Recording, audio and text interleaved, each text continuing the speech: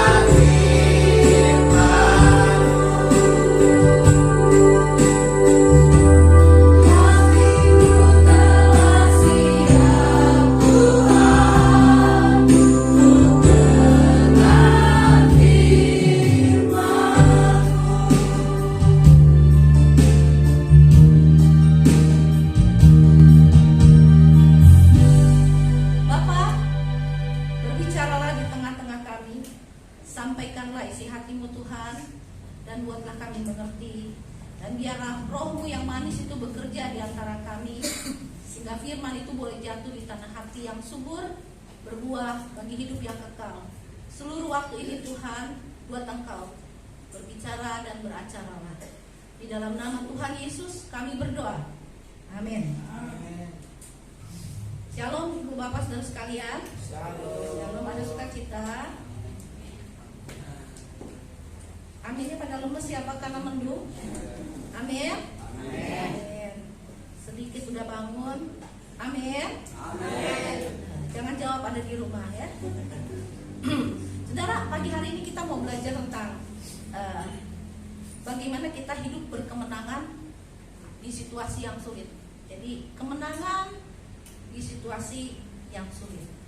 Selama kita hidup pasti kita pernah alami namanya kesulitan. Kesulitan, hal yang menakutkan.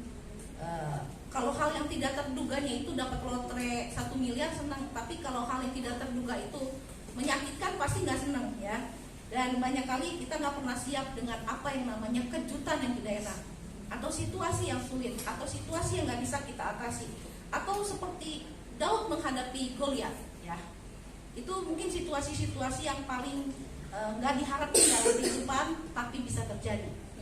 Ya, Goliat bagi hidup kita beda-beda mungkin. Ada yang penyakit, ada yang kesulitan secara ekonomi, ada hal-hal lain dalam hidup yang kayaknya menurut saudara saya nggak akan bisa ngadepin semua ini, saya nggak bisa selesaiin semua ini. Tapi hari ini kita mau belajar tentang bagaimana kita berkemenangan di situasi yang sulit. Sekali lagi ya, kesulitan itu buat setiap orang beda, bisa sama bisa beda kesulitannya, betul ya. Nah sekarang apapun versi kesulitan hidup kita atau hal yang menjadi momok yang menakutkan seperti Goliat bagi kita akan belajar dari firman Tuhan bagaimana kita bisa menang di atas semuanya. Mari kita buka 2 Tawarik pasal yang ke-20. Yang udah dapat bilang amin. 2 Tawarik 20 ayat 1 sampai saya bilang amin. Ya selesai. Oke, udah? Amin. 2 Tawarik 20. Saya baca yang ganjil, ibu bapak, saudara sekalian baca ayat yang genap. Kemenangan atas Moab dan Amon, akhir pemerintahan Raja Yosafat. Setelah itu Bani Moab dan Bani Amon datang berperang melawan Yosafat bersama-sama pasukan orang Meunim. Datanglah orang memberitahukan Yosafat, suatu laskar yang besar datang dari seberang laut Asin dari Edom menyerang tuanku. Sekarang mereka di Hazezon Tamar, yakni En-Gedi. Yosafat menjadi takut. Dia mengambil keputusan untuk mencari Tuhan. Dia menyerukan kepada seluruh Yehuda supaya berpuasa. Dan Yehuda berkumpul untuk meminta pertolongan daripada Tuhan. Mereka datang dari semua kota Yehuda untuk mencari Tuhan. Lalu Yosafat berdiri di tengah-tengah jemaat Yehuda dan Yerusalem di rumah Tuhan, di muka pelataran yang baru.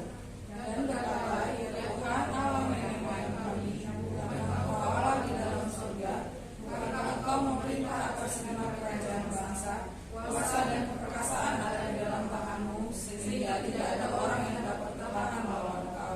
Bukankah Engkau Allah kami yang menghalau penduduk tanah ini dari depan umatmu Israel dan memberikannya kepada keturunan Abraham sahabatmu itu untuk selama-lamanya?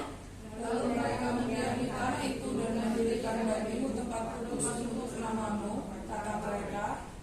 Bila sesuatu malapetaka menimpa kami, yakni pedang, hukuman, penyakit sampar, atau kelaparan, kami akan berdiri di muka rumah ini di hadapanmu, karena namamu tinggal di dalam rumah ini, dan kami akan berseru kepadamu di dalam segala kesesakan kami, sampai engkau mendengarkan dan menyelamatkan kami.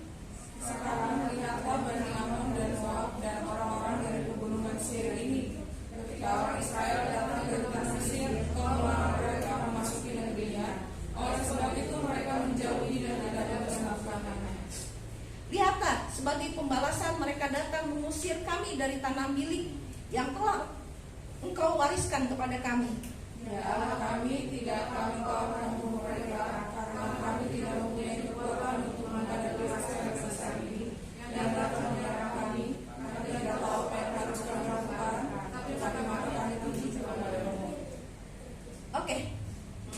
Saudara kalau baca selanjutnya itu kemenangan Yosafat dan orang ya dan pasukannya. Ini cerita tentang kemenangan Yosafat menang atas orang Amon dan orang Moab. Ya. Dan tentunya pendukungnya itu pasukan orang Yunim katanya. Tapi yang berperang itu sebenarnya orang Moab dan orang Amon, ya, disertai dengan koalisinya namanya orang-orang Yunim. Oke. Ya, musuhnya besar banget ya, musuhnya Yosafat. Ketika Yosafat dengar bahwa ada serangan mendadak dari dua bangsa yang besar, yaitu Bani Moab dan Bani Amon, maka timbullah rasa takut di dalam diri Yosafat. Saya percaya setiap informasi atau kejadian situasi yang tidak enak, yang mengerikan, yang terjadi dalam hidup kita, pasti respon pertama dari hati kita adalah T. Apa? Takut, bukan Tuhan kan? Takut sama Tuhan, sama T. Tapi respon pertama kita apa? Takut. Betul nggak? Ya. Mati gua, ya kan? Habis deh gue gitu. Gimana ini gitu? Waduh, udah deh gua nggak tahu udah harus gimana deh gitu. Mungkin kita nangis Dayak, nangis Bombay, nangis apa lagi gitu ya. Sambil nyari bul, dia keliling-kelilingin tiang gitu, nangis sambil nyanyi gitu ya. Bisa terjadi. Orang kalau udah takut, ketika dengar sesuatu yang mengerikan, sesuatu yang dipikir mustahil terjadi dalam hidupnya, sesuatu yang tidak enak tentunya, maka yang pertama muncul dalam hati kita adalah T, takut. Dan waktu seorang takut, pikirannya buntu. Betul nggak? Nah, karena takut itu kalau terus disuntikin jadi ketakutan. Ketakutan tuh jadi kayak momok, jadi kayak sesuatu yang besar ada di depan mata kita dan kita nggak bisa lihat yang lain. Kita nggak bisa lihat peluang, kita nggak bisa lihat apapun yang menurut Tuhan itu mampu kita lakukan atau mampu diatasin. Yang kita lihat cuman sumber ketakutan kita. Apapun itu, penyakit kah, keuangan kah, utang kah, apalah itu semua bisa bikin dia ada di depan mata kita dan menguasai seluruh ruangan imajinasi kita dan seluruh ruangan hati kita yang membuat kita ketakutan. Itu yang terjadi. Dan Yosafat waktu dia dengar ya Bani Amon, Bani Moab dengan sepasukan orang Yunim menyerang dia, yang muncul dari hati Yosafat adalah takut. Dan itu reaksi alamiah dari setiap orang ketika mengalami sesuatu yang mengerikan dalam hidup. Itu alamiah banget, takut. Itu respon ya, respon tubuh kita. Nah, yang negatif, takut. Takut itu bisa negatif, bisa juga positif. Waktu Yosafat takut, dia berhenti sampai kata takut itu enggak? Kalau takut, kita takut nih, kita berhenti sampai rasa takut, lama-lama kita akan ketakutan. Betul nggak? Betul ya? Kalau kita takut nih sama satu hal, terus kita ke situ aja pikirannya, itu jadi kayak momok. Makanya saya bilang kayak giant, kayak raksasa besar yang menguasai seluruh ruangan pikiran, imajinasi kita, ruang rasa kita, ya, bahkan mata kita, itu ke situ terus kayaknya. Takut banget. Kita nggak bisa lihat peluang, kita nggak bisa lihat solusi dalam hidup karena kita takut. Tapi yang bagus dari Yosafat yang harus kita pelajari, ketika sesuatu yang menakutkan terjadi dalam hidup saya dan saudara, Yosafat ngajarin satu sikap yang paling bagus. Waktu engkau takut, jangan cari siapa-siapa, cari Tuhan. Huruf T harus diatasi dengan huruf T. Betul nggak? Tadi takut, dihadapinya sama siapa? Iya, saya kaget. Takut dihadapinya dengan apa? Tuhan, saudara. Huruf T itu harus ditangani dengan huruf T. Takut ditangani dengan Tuhan. Nah, caranya gimana? Pertama-tama Yosafat memutuskan untuk mencari Tuhan. Nah, ini kan menyangkut bangsa, saudara ya. Menyangkut satu bangsa. Jadi dia harus melibatkan seluruh rakyatnya. Sama dalam urusan pribadi kita, dalam urusan gereja kita bisa ngelibatin seluruh jemaat nih untuk berdoa dan berpuasa supaya ada perubahan, ada terobosan, ada banyak jiwa yang diselamatkan, ada mujizat yang terjadi. Itu butuh semua orang terlibat di dalamnya. Memutuskan untuk ngapain? Cari Tuhan. Secara pribadi kita juga bisa di dalam keluarga ada hal yang menyakitkan terhadap orang tua kita, anak kita, siapa aja pasangan hidup kita yang ada dalam keluarga, kita bisa memutuskan bersama-sama Untuk mengatasi rasa takut itu bersama-sama dengan cara apa? Mencari Tuhan. Jadi carilah Tuhan dan kekuatannya, saudara. Amin? Amin ya. Jadi jangan cari yang lain-lain. Kadang-kadang kita cari yang lain dan kita nggak dapatin solusinya. Mungkin kita sakit, kita datang ke dokter, tapi ada banyak hal penyakit dokter nggak bisa beliin solusinya yang benar-benar bisa sembuh. Betul nggak? Ya, orang darah tinggi disuruhnya minum apa? Obat terus. Betul nggak? Orang kolesterol minum obat terus. Orang diabetes suruh ngapain? Diet dan minum obat. Sakit jantung sembuh nggak sakitnya? Sembuh nggak? Sembuh nggak, saudara? Enggak. Terus kita nggak cari dokter? Enggak juga, saya nggak nyaranin begitu. Dokter itu sebisa mungkin dia pengen nanganin kesakitan kita dengan kemampuan medisnya untuk nolong kita. Tetapi kalau kita ada dalam posisi yang sulit dalam hidup kita, satu hal yang kita harus cari paling utama, itu cari Tuhan dan kekuatannya. Yosafat memutuskan, saya mau cari Tuhan di tengah ketakutan. Bilang sama kiri kanan, atasi huruf T dengan huruf T, bilang. Kalau orang luar pasti nggak ngerti, atasi huruf T dengan huruf T nggak ngerti. Tapi saudara harus ngerti setelah dengerin khotbah ini. Amin? Amin. Itu rahasia kita ya. Ya, atasi ketakutan dengan huruf T, ya, T dengan T, itu dengan Tuhan. Caranya ngapain? Ambil keputusan. Ngapain keputusannya? Ketika segala sesuatunya mustahil, datang kepada segala yang mungkin. Betul nggak? Katanya kalau menurut dunia ini mustahil, menurut kedokteran mustahil, menurut ilmu pengetahuan mustahil, menurut dunia ini mustahil. Tapi kita mau datang kepada yang tidak pernah mengenal kata mustahil. Siapa? Tuhan. Karena dia bilang bagi Tuhan tidak ada yang mustahil. Amin. Jadi kita harus datang kepada dia. Dan Yosafat ngambil keputusan yang benar. Dia cari Tuhan yang sanggup mengatasi kemustahilan. Nah itu saudara ya. Nah dia mengambil, lalu dia menyerukan katanya. Menyerukan apa? Dia menggugah, karena itu masalah bangsa. Dia menggugah seluruh orang Israel, orang Yehuda, suku Yehuda terutama, untuk bersama-sama berdoa dan berpuasa, mencari Tuhan. Jadi cara nyari Tuhan tuh gimana? Bukan di kolong meja ya saudara ya, bukan yang di langit-langit, bukan di awan-awan, saudara. Bukannya cari alam semesta ini, bukan, tapi cari Tuhan dengan cara apa? Berdoa, saudara ya. Berdoa. Bukan doa mau makan, bukan doa mau tidur, saudara ya. Bukan doa sambil lalu, tapi doa dengan segenap pergumulan. Meminta kepada Tuhan, bahkan dia menggugah orang Israel untuk berpuasa. Saudara ingat kisah Esther? Ketika orang Yahudi mau dihabisin karena siapa?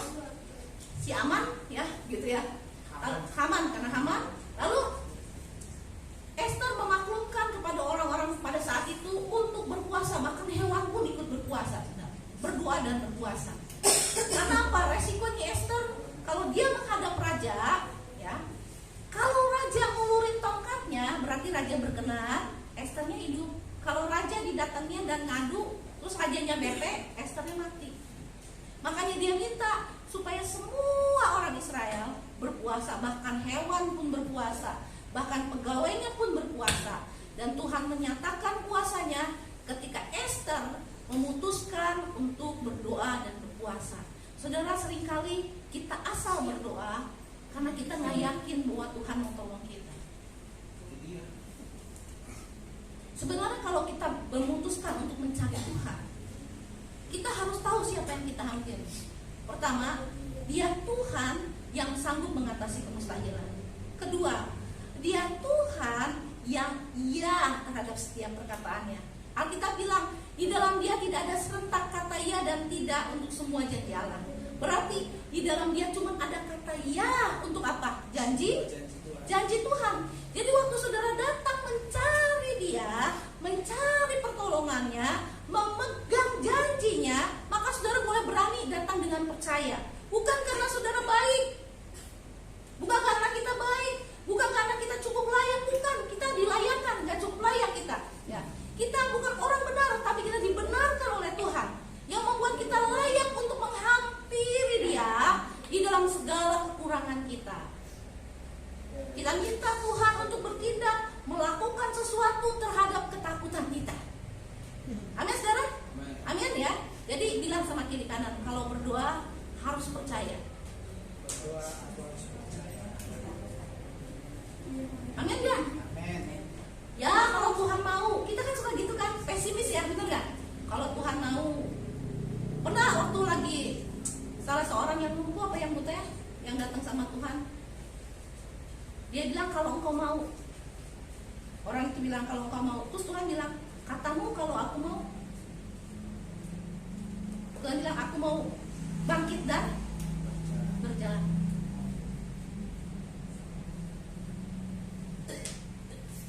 Orang itu tahu bahwa Tuhan bisa, tapi dia nggak yakin Tuhan mau. Ada, itu jadi kendala buat hidup kita. Kita merasa tidak cukup baik, tidak cukup layak untuk menerima pertolongan Tuhan. Betul sih, kita memang nggak cukup layak, tapi harus dengan iman kita datang kepada Tuhan, bahwa Dia Allah yang setia dengan semua janji.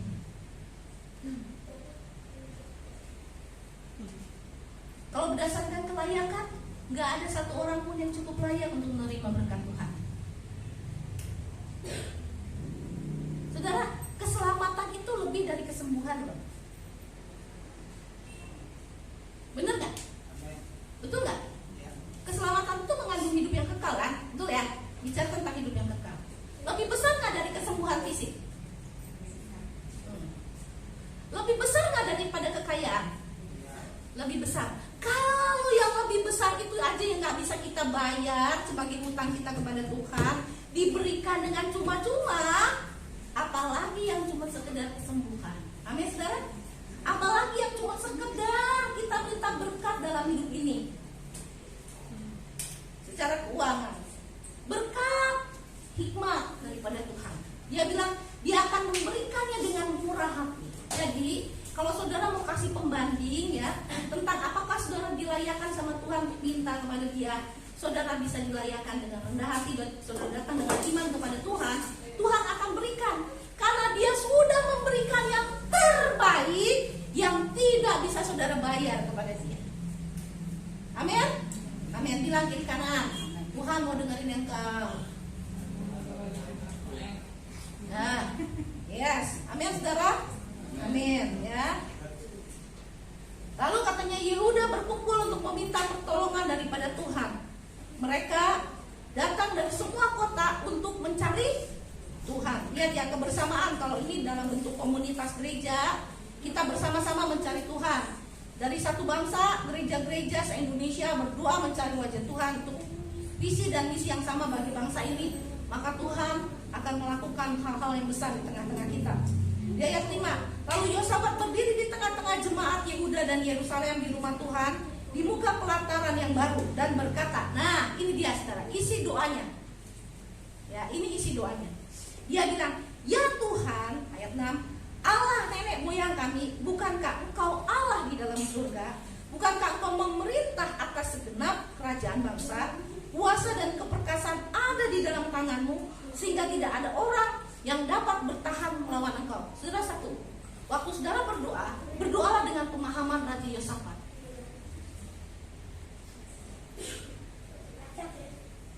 Jangan diam dulu ya sayang ya. Lalu dibilang katanya Yosafat itu mengenal Allahnya dengan baik. Saudara waktu berdoa, saudara harus kenal dulu Tuhan saudara dengan baik. Tuhan yang seperti apa yang saudara hampiri? Dia bukan Tuhan yang cerewet. Dia bukan Tuhan yang suka menghitung-hitung pelanggaran kita. Dia bukan Allah yang jahat. Dia bukan Allah yang pelin-pelan dan tidak setia. Dan Yosafat datang kepada Allah dengan pemahaman yang luar biasa ini. Dia bilang, ya Tuhan, bukankah engkau Allah di surga? Pertama dia bicara tentang otoritas Tuhan. Allahnya adalah Allah yang di surga, yang memerintah atas apa? Seluruh kerajaan di mana? Di bumi. Saudara, kerajaan bangsa-bangsa, dia bilang. Kuasa, dia bilang gitu, engkau punya kuasa dan keperkasaan ada di dalam tanganmu. Kuasa dan keperkasaan ada di dalam tanganmu. Yang Yosafat minta hari itu adalah kuasa dan keperkasaan Tuhan dinyatakan terhadap bangsa Moab dan bangsa Bani Amon, ya, dan suku Meunim yang terlibat di dalam perang itu, sehingga tidak ada orang yang dapat bertahan melawan engkau. Itu poin, saudara. Waktu kita datang kepada Tuhan, apa yang saudara minta, saudara harus tahu itu Tuhan punya. Tuhan punya itu yang saudara minta. Dan dia hampiri Tuhan dengan iman itu. Dia tahu bahwa Tuhan adalah penguasa bangsa-bangsa, yang bertahta di surga itu menguasai bumi, yang punya pengaruh yang luar biasa, sehingga tidak ada orang yang dapat melawan dia, bertahan melawan Tuhan. Itu yang ditahu. Dia sangat tahu. Jadi dia bisa ngandelin Tuhan untuk peperangan melawan Bani Amon dan Moab. Ya, pemahaman itu penting, saudara. Kalau saudara minta kesembuhan, saudara harus paham Tuhanmu adalah penyembuh. Dan jangan bimbang tentang itu, bahwa bagi Tuhan tidak ada yang mustahil. Pegang itu baik-baik dan jangan biarin sesuatu pun membimbangkan hidup kita. Amin. Nah, datang dengan pemahaman yang benar, berdoa dengan pemahaman yang benar.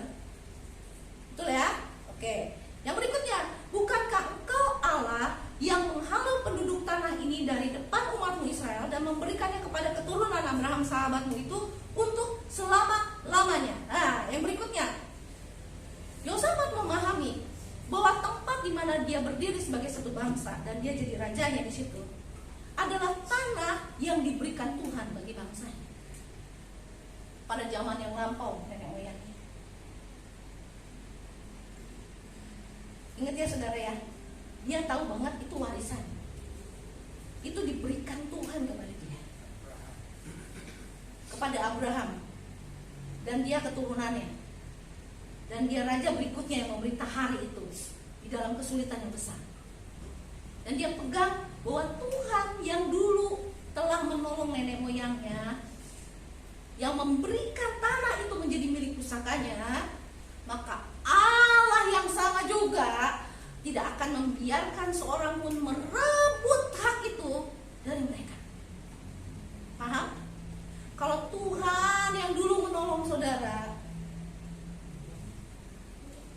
dulu dia sanggup menolong kita, hari ini pun waktu saudara berdoa harus dengan pemahaman yang sama.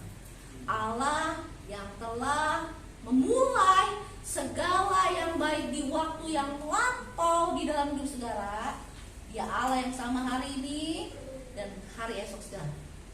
Dia Allah yang akan tetap memberkati kita, menolong kita.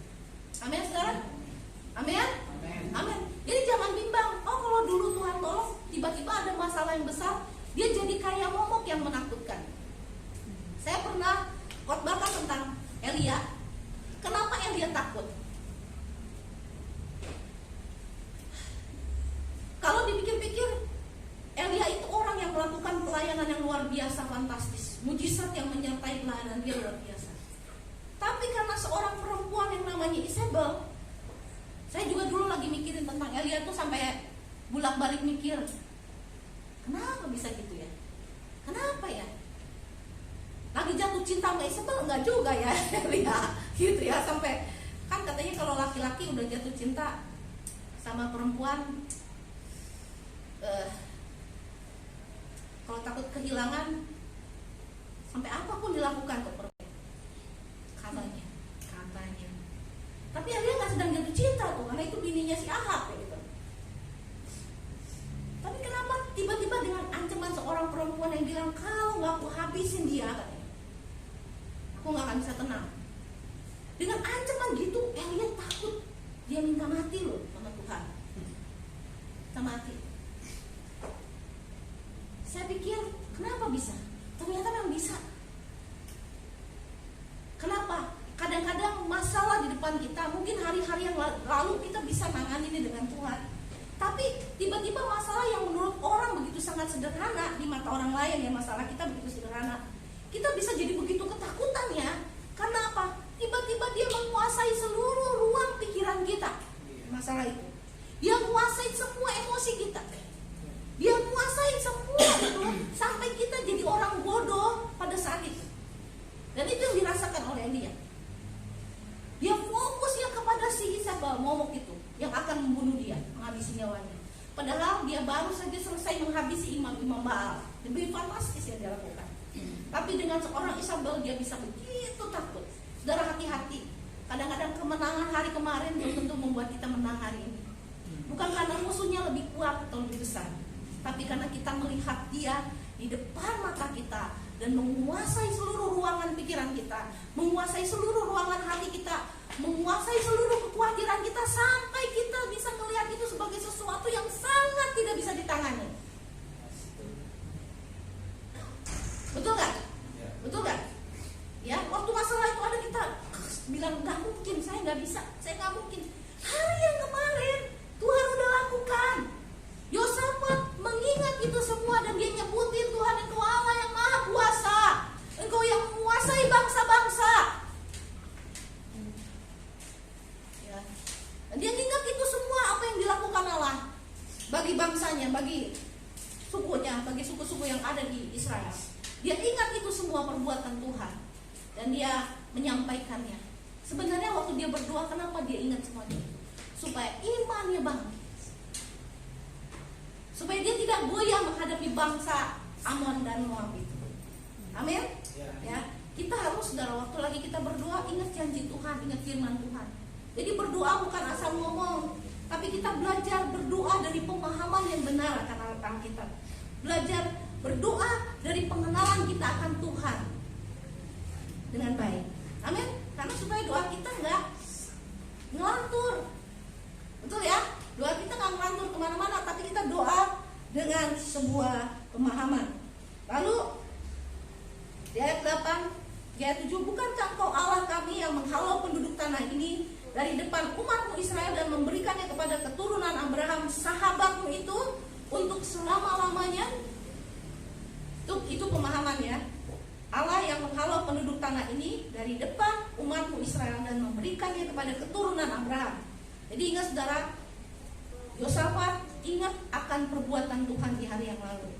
Lalu mereka mendiami tanah itu, mendirikan bagimu tempat kudus untuk namamu, kata mereka. Nih, ini hal yang paling penting. Yosafat memahami apa yang dipahami oleh nenek moyangnya sebelum dia. Dia bilang ini, ayat 9, bila sesuatu malapetaka, dengar ya, ini waktu lampau loh ya, ini waktu lampau.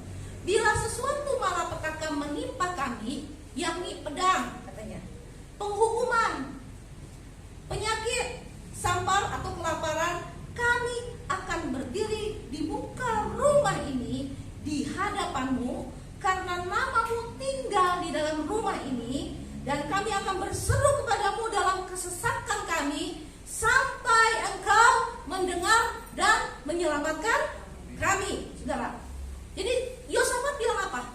Nenek moyangnya tuh udah pernah ngomong, bila sesuatu malapetaka menimpa kami, kan mereka diriin rumah Tuhan kan ya. Mereka bilang, kami akan berdiri di rumah Tuhan ini pada waktu apa? Pada waktu terjadi pedang, penghukuman, penyakit, sampar, kelaparan, katanya ya. Kami akan berdiri di muka rumah ini di hadapanmu, karena namamu tinggal di rumah ini, dan kami akan berseru kepadamu di dalam kesesakan kami, dan sampai engkau mendengarkan dan menyelamatkan kami. Saudara lihat, kita harus memutuskan untuk datang kepada Tuhan, sebagaimana itu yang dilakukan oleh orang-orang terdahulu, oleh rasul-rasul, oleh nabi-nabi, oleh raja-raja yang takut akan Tuhan, oleh orang-orang saleh yang takut akan Tuhan. Di dalam kesakitan, di dalam bencana, di dalam hukuman, mereka datang kepada Tuhan. Dan ngapain, saudara? Berdoa. Bukan berdoa yang asal. Dia bilang apa? Aku akan berseru kepadamu di dalam kesesakan. Saudara, jadi kalau orang itu ngalamin, kalau ngadepin sesuatu yang sulit dalam hidup ya, sangat menekan, saudara nangis itu, teriak tuh boleh loh. Sini pernah ada yang nangis sambil teriak? Ada? Salah nggak? Salah nggak? Enggak, daripada gila teriak aja sudah.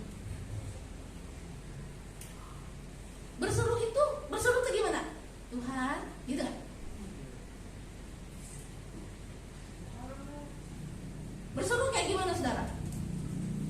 Suaranya lebih keras nggak? Emosinya keluar nggak? Air matanya keluar nggak?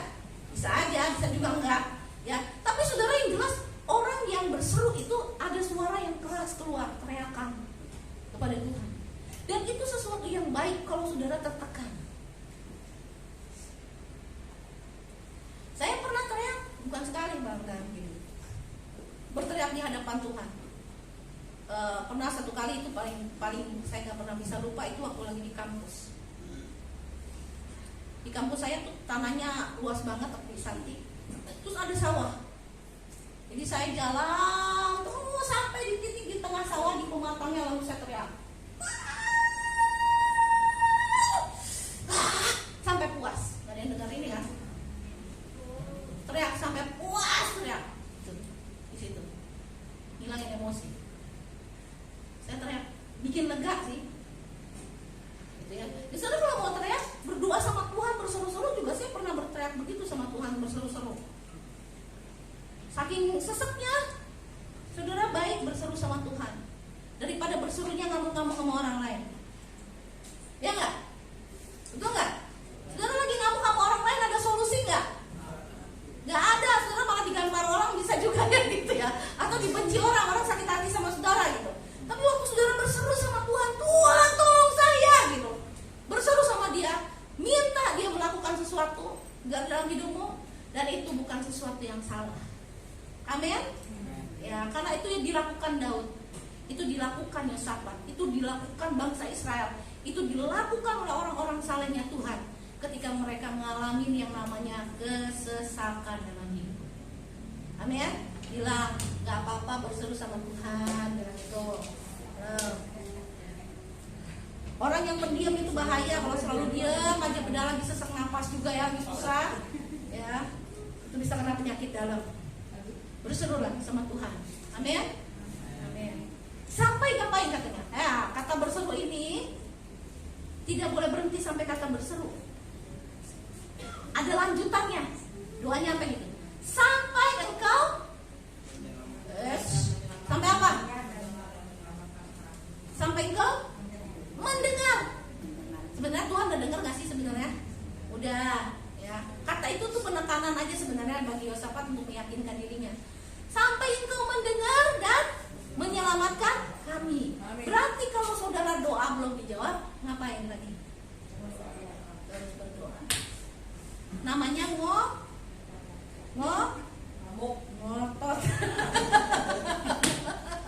Boleh nggak ngotot lagi doa? Boleh. Siapa bilang nggak boleh? Itu sampai Tuhan mendengar artinya apa? Bahasa halus, sampai Tuhan dengar dan menyelamatkan. Berarti itu apa kami? Maksa. Bahasa kerennya ngotot. Ya. Betul nggak? Karena kita tahu yang kita minta menurut kita benar, betul kan? Nah, tinggal Tuhan aja yang evaluasi kan, betul nggak ya? Tapi kita mau ngotot dulu sebelum dia jawab, yang nggak bakalan berhenti sampai dia jawab. Dia lakukan sampai engkau mendengar dan menyelamatkan kami. Berarti kalau saudara berdoa untuk sesuatu, itu harus sampai finish. Sampai finish itu artinya kemenangan itu udah jadi milik saudara. Kalau saudara berdoa harus begitu. Sampai kemenangan itu jadi milik saudara. Udah belum doa sampai gitu? Hah? Udah. Ada jawabannya nggak usah? Ada. Ada ya? Mesti bersaksi.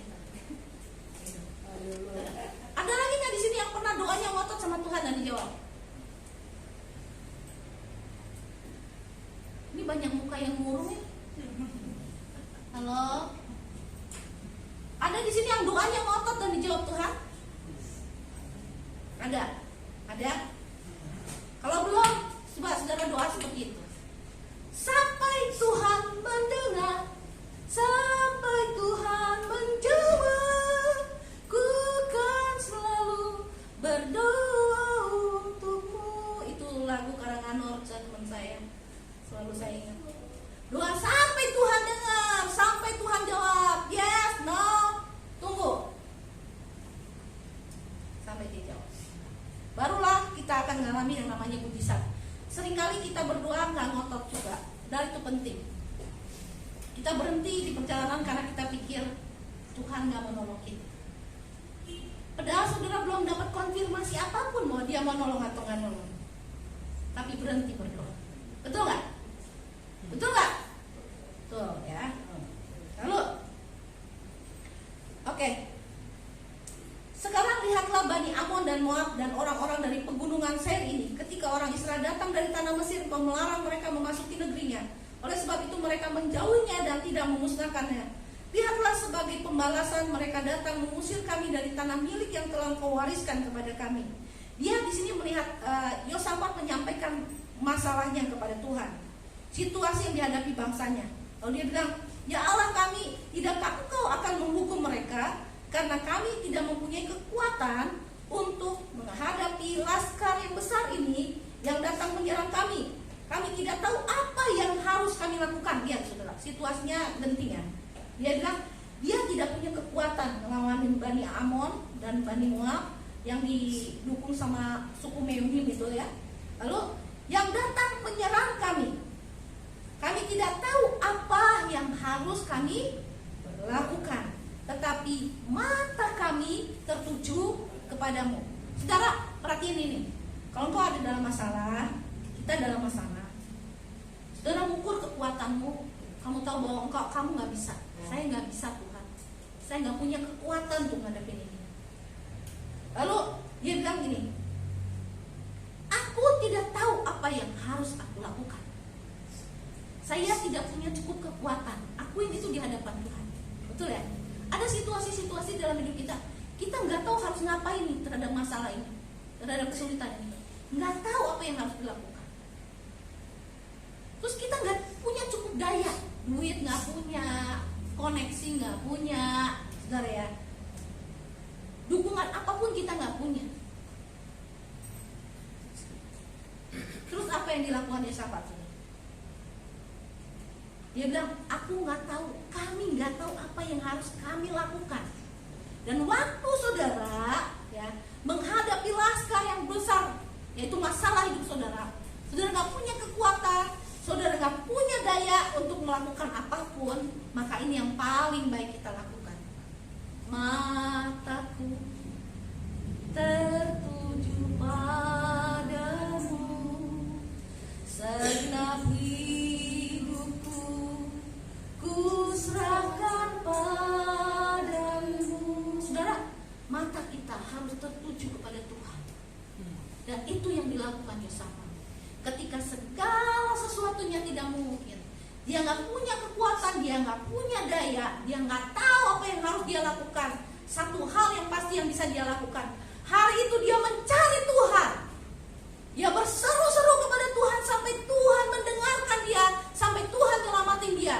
Dan dia terus mengarahkan matanya bukan kepada problemnya, yaitu Bani Amon, Bani Moab, dan pendukungnya, orang Meunim. Tetapi dia fokus kepada Tuhan, matanya fokus kepada Tuhan yang sanggup melakukan jauh lebih banyak, jauh lebih besar dari apa yang dapat dia pikirkan. Dan sementara dia mengarahkan matanya kepada Tuhan, itulah yang Tuhan lakukan. Sementara itu seluruh Yehuda berdiri di hadapan Tuhan, juga segenap keluarga mereka dengan istri dan anak-anak mereka. Lalu Yahasiel bin Zakaria bin Benaya bin Matanya, seorang Lewi dari Bani Asaf, dihinggapi roh Tuhan di tengah-tengah jemaat dan berseru, camkanlah ini hai seluruh Yehuda dan penduduk Yerusalem dan tuanku Raja Yosafat. Beginilah firman Tuhan kepadamu, janganlah kamu takut dan terkejut karena laskar yang besar ini, sebab bukan kamu yang berperang, melainkan Allah. Haleluya. Saudara, waktu kita ngadepin ketakutan dalam hidup kita, hal yang tidak mungkin menurut kita untuk kita hadapin, kita gak punya kekuatan, kita gak punya cukup uang, kita gak punya apapun untuk bisa mengatasi semua masalah hidup kita, berserulah kepada Tuhan. Bukan gejos timun, berhenti, berdoa sampai Tuhan mendengar dan menjawab saudara. Amin. Ya, Yosafat sampai dengar suara Tuhan nggak? Dengar. Lewat siapa? seorang nabi, ya imam, yang mengatakan apa? Jangan takut.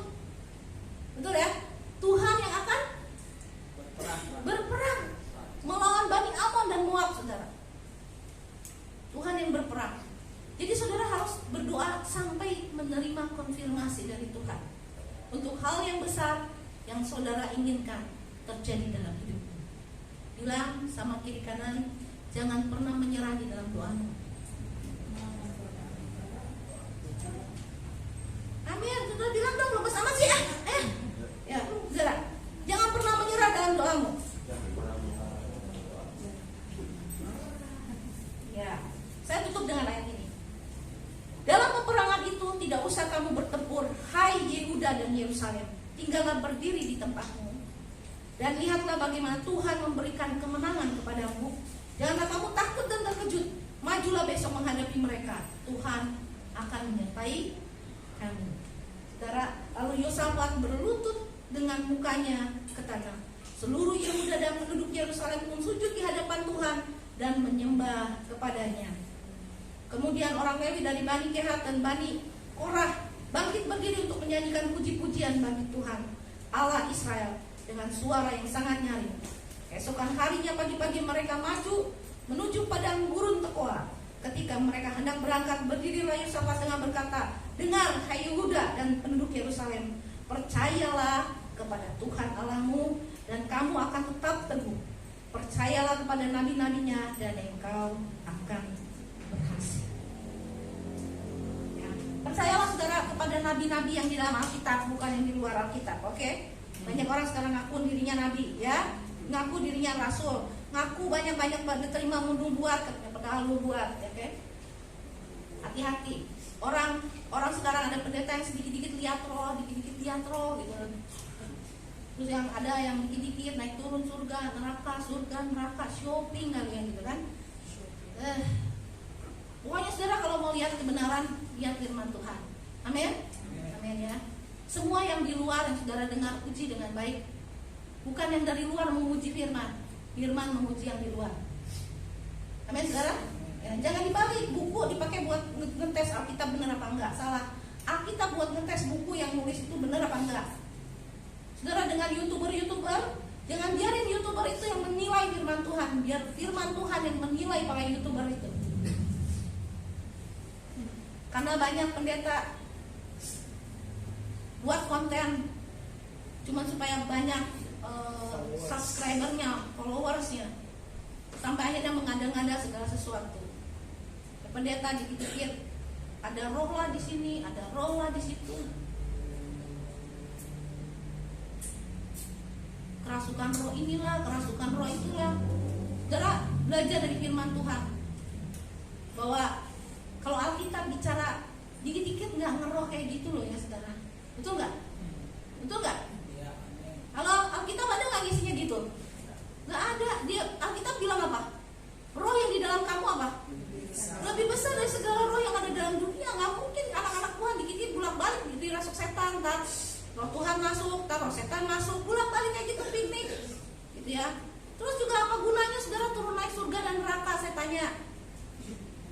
Kalau ada orang yang dapat penglihatan kayak gitu, neraka masih kosong. Ya, neraka masih kosong, saudara. Itu penantian tuh ya. Kalau lihat yang dua murid itu ya apa yang disalib, yang satu Taman Firdaus ya.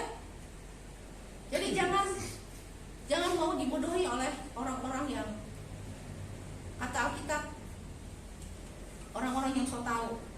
Sebenarnya mereka juga tahu kebenaran barangkali, tapi karena cari subscriber banyak ya, cari duit, intinya kan gitu ya. Ya, cari duit. Boleh nggak cari duit? Boleh. Jadi YouTuber boleh nggak? Boleh, tapi lu nggak boleh memanipulasi firman. Betul nggak? Iya kan? Nggak boleh nambahin dan kurangin loh kata Tuhan. Nambah dan kurangin di hukumannya gitu. Baca di Wahyu. Ya, bukan saya yang bilang, tapi kitab Wahyu. Jadi ingat saudara bilang sama kiri kananmu, biarkan Alkitab menilai buku dan YouTuber bilang.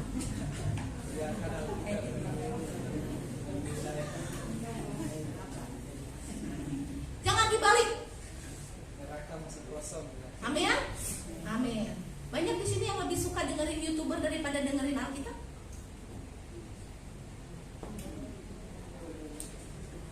YouTuber bikin saya malu untuk memakai gelar pendeta. Karena yang ngaku pendeta ngomongnya ngaco. Bukan Tuhan yang dimuliakan, tapi entah memuliakan diri sendiri atau siapa, saya nggak ngerti ya. Tapi saya jadi malu gitu. Kalau bersaing saya dengan pendeta yang turun naik surga dan neraka, saudara. Kalau bersaing dengan pendeta yang dikit-dikit melihat roh, saya bertanya, apa pentingnya saya lihat setan? Setan nggak bisa nolong saya, tapi kalau saya lihat Tuhan, saya seneng banget. Betul nggak? Saya tanya di Alkitab, itu rasul-rasul sama nabi-nabi ya, yang di Alkitab loh ya, mereka itu lebih seneng lihat setan apa lihat Tuhan? Lagi di loteng Yerusalem, mereka nunggu roh setan apa roh Tuhan? Nah, iya kan? Betul nggak? Waktu Yohanes dapat penglihatan di Pulau Patmos, itu dari setan atau dari Tuhan? Dari Tuhan. Jadi kenapa kita mau lihat-lihatan setan? Nah, banyak orang Kristen malas kan baca Alkitab, pengen cuma dengerin dari YouTuber, dari orang-orang yang anggap dirinya pendeta, tapi nggak mau baca Alkitab. Saudara bisa disesatkan. Ya, saudara bosan sampai kapanpun saya khotbah mau dikasih kesempatan sama Tuhan, saya akan bilang sama saudara semua, cintai Alkitab, cintai firman Tuhan. Bukan ditaruh di bawah kasur, ya di bawah bantal, gila, saudara yang dibukanya setahun sekali, bukan. Bisa yang itu, bisa sampai Alkitabnya kusut ya, saudara baca. Bisa juga nih Alkitab elektronik ini dibaca. Amin. Amin. Amin. Lemes amat ya. Hari ini siapa yang udah baca Alkitab pagi-pagi? Kan di gereja. Di gereja ya gitu ya. Oke. Jadi mari saudaraku, kalau engkau punya dalam masalah tekanan supaya hidupmu berkemenangan, carilah Tuhan. Caranya gimana? Berdoa. Berdoa sampai apa? Berseru-seru sampai ngapain? Sampai Tuhan mendengar dan melakukan buat kita. Amin saudara? Ya, sampai kita dapat jawabannya, barulah berhenti berdoa. Naikkanlah syukur, ingatlah janjinya, peganglah janjinya sebagai fondasi dari doamu, bahwa Tuhan yang saudara panggil itu, yang kepadanya saudara minta tolong, setia dan menepati janji. Amin. Mari kita bangkit berdiri.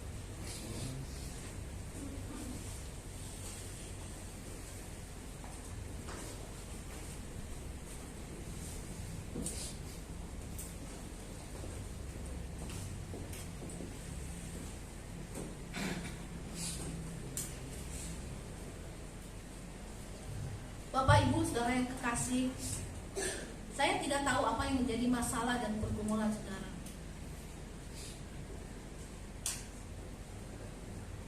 Seberapa besar problem itu sampai menguasai seluruh pikiranmu, mengambil sukacitamu, mengambil seluruh ruang rasa di dalam hatimu sampai kau kehilangan sukacita, kegembiraan, semangat. Bahkan imanmu pun terambil sehingga kau goyah. Apakah Tuhan mau menolong saya? Atau mungkin kau berpikir bahwa Tuhan tidak bisa melakukan apapun buat saya. Atau mungkin kau berpikir bahwa Tuhan tidak adil terhadap hidupmu. Ada banyak situasi dalam hidup manusia yang membuat kita kehilangan sukacita, kehilangan damai sejahtera. Tapi hari ini firman Tuhan mengajari kita, pada waktu ketakutan karena ada satu masalah dalam hidup kita yang begitu besar, putuskanlah untuk mencari Tuhan. Atasi huruf T dengan T. Carilah Tuhan, berserulah kepadanya.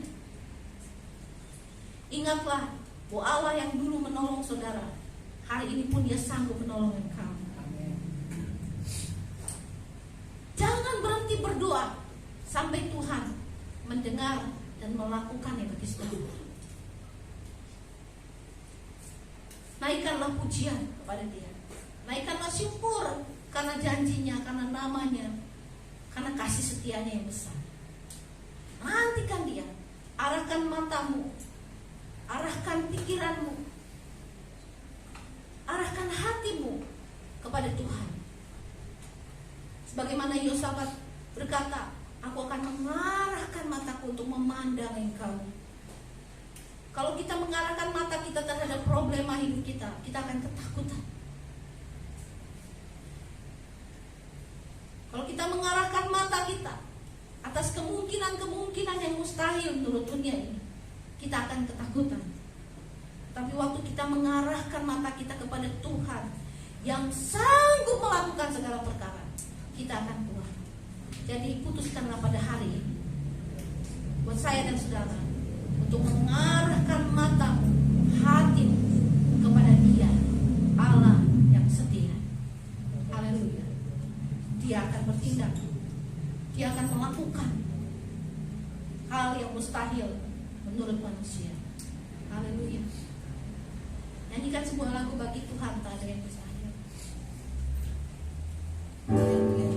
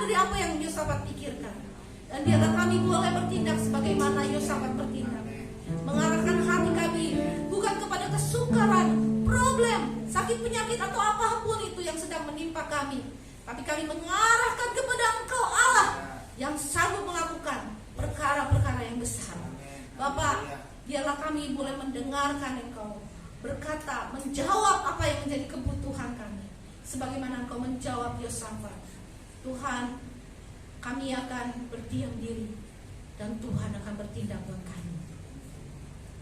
Terima kasih Bapak, terima kasih buat firman. Biarlah setiap jemaatmu di tengah segala pergumulan mereka boleh mengalami Tuhan dan boleh mengatakan kepada dunia ini betapa besar dan ajaibnya Tuhan. Terima kasih Bapa. Sebentar lagi kami akan mengambil perjamuan kudus. Sucikan dan kuduskan. Biar waktu kami makan dan minum roti dan anggur yang melambangkan tubuh dan darah Tuhan. Yang sakit disembuhkan, yang lemah dikuatkan, yang terikat dilepaskan di dalam nama Yesus. Biar seluruh waktu ini Tuhan, Engkau bekerja dalam perjamuan kudus ini. Amin. Amin. Saya minta Pak Bangun untuk bawain perjamuan.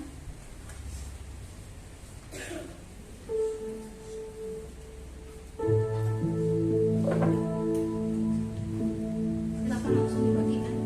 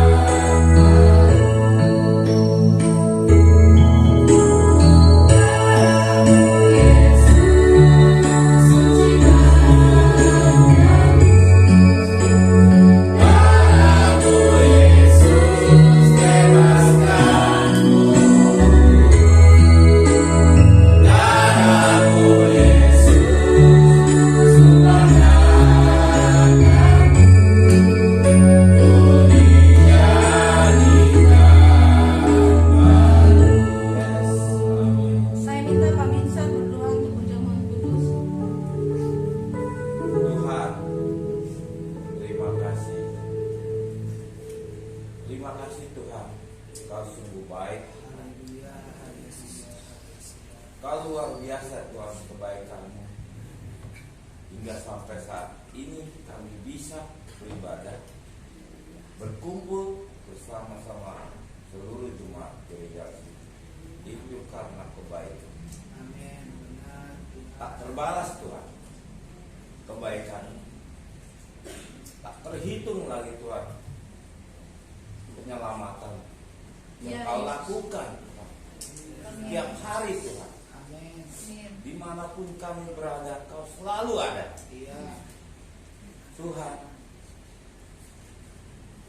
ajar kami untuk selalu tekun Tuhan, Yes. untuk selalu rindu Tuhan Yesus. akan Engkau, Amin. akan kabar baik Engkau. Ya. Tuhan Yesus. Ajari Tuhan Ya. untuk selalu ingat akan wajah Tuhan. Sebentar lagi kami akan memakan tubuh dan darah Yes. Benar Tuhan. tubuh-Mu yang kami makan. Ya. Yesus. Biarlah tubuh dan darah-Mu yang kami makan nanti Tuhan. Yang sakit disembuhkan, Amin. Dalam nama Yesus. yang letih lesu dipulihkan, Yes. yang berbeban berat Kau pulihkan Tuhan. Amin. Kau beri jalan Amin. keluar. Amin. Kami percaya Tuhan, Kau Allah yang sempurna. Berikan kami Tuhan jalan yang benar, Yes. agar kami bisa Tuhan bertemu dengan Kau di surga nanti. Ajari Tuhan, berkati Tuhan, sucikan kami Tuhan, segala apa yang kami perbuat, baik sengaja atau tidak sengaja, ampuni Tuhan, Yes. agar kami layak Yes. menerima penyelamatan, Yes. penyelamatan yang daripada-Mu. Yes. Semua ini kami serahkan Tuhan di dalam nama anak-Mu Tuhan Yesus Kristus yang hidup dan berkuasa. Haleluya. Terpujilah Kau. Amin. Amin. Mari saudara kita bangkit berdiri. Angkat posisi di tangan kanan saudara. Sebab apa yang telah kuteruskan kepadamu telah aku terima dari Tuhan, yaitu bahwa Tuhan Yesus pada malam waktu ia diserahkan mengambil roti, dan sesudah itu dia mengucap syukur atasnya, dia memecah-mecahkannya dan berkata, inilah tubuhku yang diserahkan bagi kamu. Perbuatlah ini menjadi peringatan akan aku. Mari kita makan dengan iman.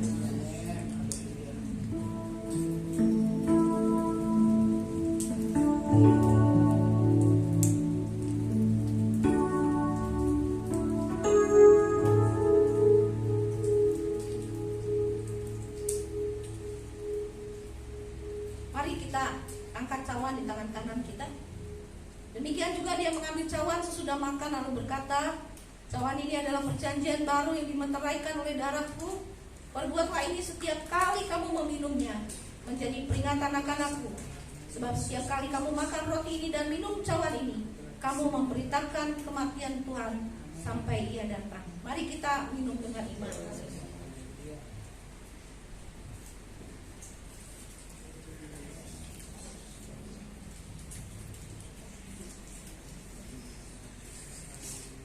Mari saudara kita naikkan syukur kepada Tuhan.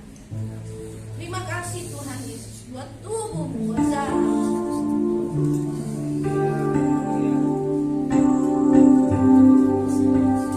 Terima kasih Tuhan.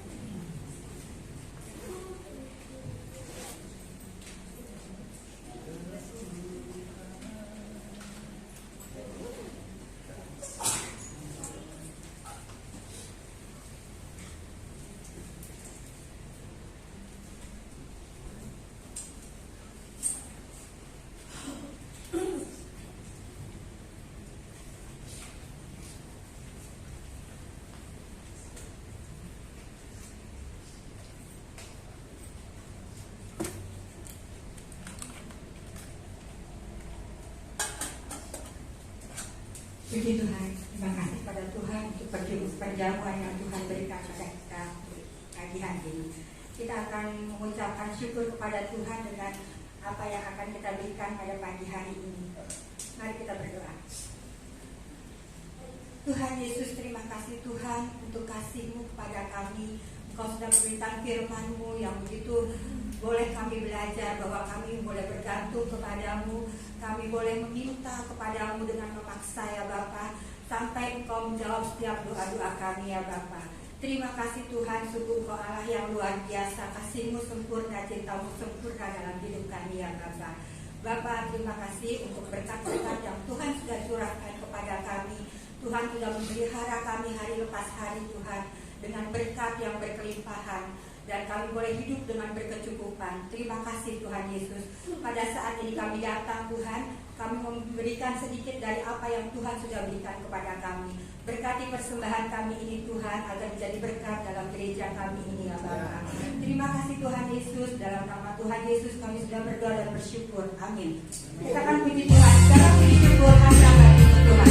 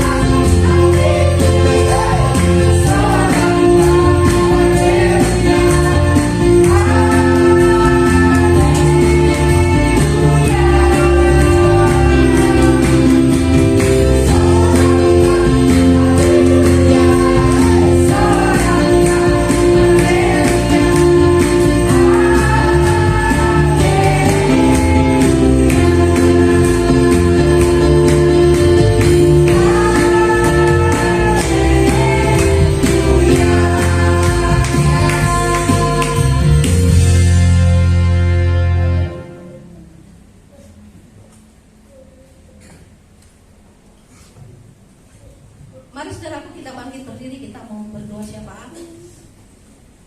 Bapa di surga, kami berdoa buat hidup setiap sidang jemaat-Mu yang hadir maupun yang akan ibadah secara online. Apa yang mereka kerjakan Tuhan buat berhasil. Dan Tuhan, tuntun setiap jemaat-Mu untuk mengerti rencana Tuhan dalam hidup setiap pribadi. Dan ajari kami untuk menjadi saksi Tuhan dimanapun kami berada dan ditempatkan. Berikan roh yang berani untuk bersaksi. Dan Bapa, kiranya Engkau menuntun setiap jemaat-Mu hidup dalam kemenangan, menjadi kepala dan bukan ekor, naik dan bukan turun. Ajari kami menghormati Engkau, mengasihi Engkau lebih dari segala sesuatu.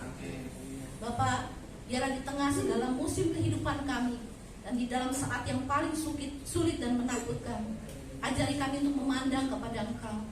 Ajari kami untuk mencari Engkau, dan kami akan menemukan Engkau bertindak di atas hidup kami. Dan kami boleh menyaksikan kepada dunia ini betapa besar dan ajaibnya Engkau Tuhan. Terima kasih Bapa.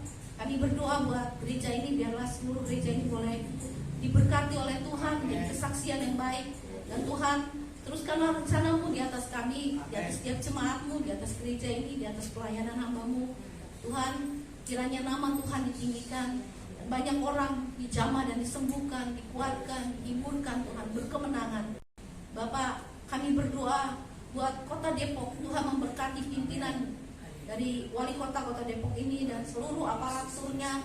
Bapak, biarlah mereka melakukan tugas kepemimpinan mereka dengan bijak demi kemajuan Kota Depok. Dan kami berdoa buat setiap gereja-gereja Tuhan dari denominasi gereja yang berbeda. Biarlah kami boleh bersatu hati untuk selalu menyaksikan Tuhan di tengah kota kami. Dan biarlah banyak jiwa-jiwa dibawa dari timur, barat, utara, dan selatan kota ini untuk datang kepada Tuhan. Bapak, kami berdoa memberkati Indonesia, terutama pemimpin kami Pak Jokowi, wakilnya, dan seluruh kabinetnya, anggota DPR, MPR, dan aparatur-aparatur negara yang lain Tuhan, wakil-wakil rakyat. Biarlah kiranya mereka hidup dalam takut akan Tuhan. Segala keputusan yang lahir adalah demi kemajuan bangsa ini. Kami berdoa pada saat-saat yang sulit secara ekonomi buat bangsa ini, buat rakyat Indonesia, kebutuhan-kebutuhan dasar yang meningkat tajam. Tuhan, kami bersyukur bahwa di tengah keadaan seperti ini tidak terjadi gejolak secara politik, gejolak yang membuat rakyat ini berdemo, melakukan kerusuhan. Kami berterima kasih Tuhan pegang kendali atas Indonesia. Kami berdoa berkati lahan-lahan pertanian yang mengalami gangguan karena musim yang berubah-ubah. Tuhan berkati para petani, para peternak, berkati lautan kami, berkati daratan kami dan langit kami. Biarlah segala yang baik tercurah di atas bangsa kami. Tuhan, biarlah setiap industri yang ada di negeri ini adalah industri yang memperhatikan kemaslahatan bangsa, bukan industri yang mementingkan keuntungan pribadi dan merugikan ekosistem Indonesia. Kami berdoa Tuhan, biarlah sekali lagi kebijakan-kebijakan yang muncul dari pemerintah itu mendatangkan kesejahteraan bagi bangsa ini. Kami menghalaukan segala niat jahat orang-orang yang ingin menjadikan negara ini negara khilafah ataupun negara-negara yang berbasiskan agama. Kami menolaknya di dalam nama Yesus. Biarlah Tuhan, Engkau yang bertindak atas Indonesia, Engkau yang akan menyatakan kuasa-Mu di atas bangsa ini. Biar dari timur, barat, utara, dan selatan negeri ini Tuhan, dari ujung pulau yang satu, ujung pulau yang lain Tuhan Yesus, biar banyak jiwa-jiwa berduyun-duyun datang kepada nama-Mu yang kudus. Tuhan, Engkau mau lawat negeri ini, Engkau mau lawat bangsa ini Tuhan. Datanglah kerajaan-Mu, jadilah kehendak-Mu di atas hidup bangsa kami, di atas kota kami, di atas keluarga kami, dan di atas kehidupan kami pribadi. Terima kasih buat pagi hari ini. Terima kasih buat kehadiran Tuhan. Terima kasih untuk perjamuan kudus ini Tuhan. Sidang jemaat, mari angkat tangan saudara kepada Tuhan. Kekasih Tuhan, cahaya wajah Tuhan menyinari kita. Tangannya yang baik serta penuh kemurahan ada di atas hidup kita. Karena itu terimalah berkat dari Allah Bapa, kasih sayang dari Tuhan Yesus, pimpinan dan penyertaan dari Roh Kudus, menuntun langkah kita sampai Maranatha, Tuhan Yesus kembali. Haleluya.